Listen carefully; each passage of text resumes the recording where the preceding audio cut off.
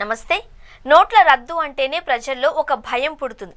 తాజాగా 500 నోటు రద్దు చేస్తారు అనే ప్రచారం జోరుగా సాగుతోంది. దీంతో చాలా మంది ప్రజల్లో భయాందోళనలు మొదలయ్యాయి.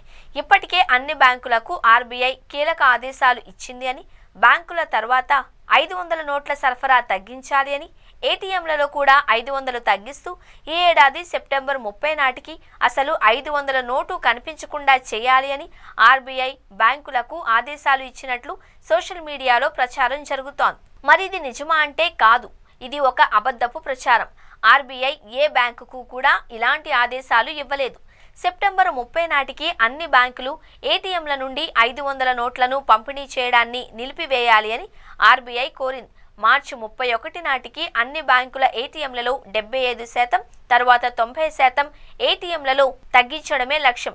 ఇకపై ఏటీఎంలలో 200, 100 నోట్లను మాత్రమే పంపిణీ అవుతాయి అనే విషయం బాగా సర్క్యులేట్ అవుతోంది.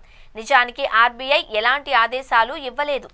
ఆర్బీఐ బ్యాంకులకు ఏటీఎంల ద్వారా 500 నోట్లను పంపిణీ చేయడాన్ని సెప్టెంబర్ 30, 2025 నాటికి నిలిపివేయాలి అని ఆదేశించలేదు.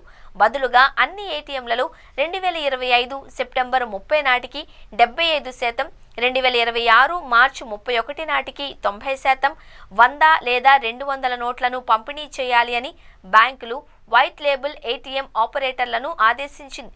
రోజువారీ లావాదేవీలకు అధిక డిమాండ్ ఉన్న సాధారణంగా ఉపయోగించే నోట్లను ప్రజలకు అందుబాటులో ఉంచడమే లక్ష్యంగా ఈ చర్య తీసుకుంది.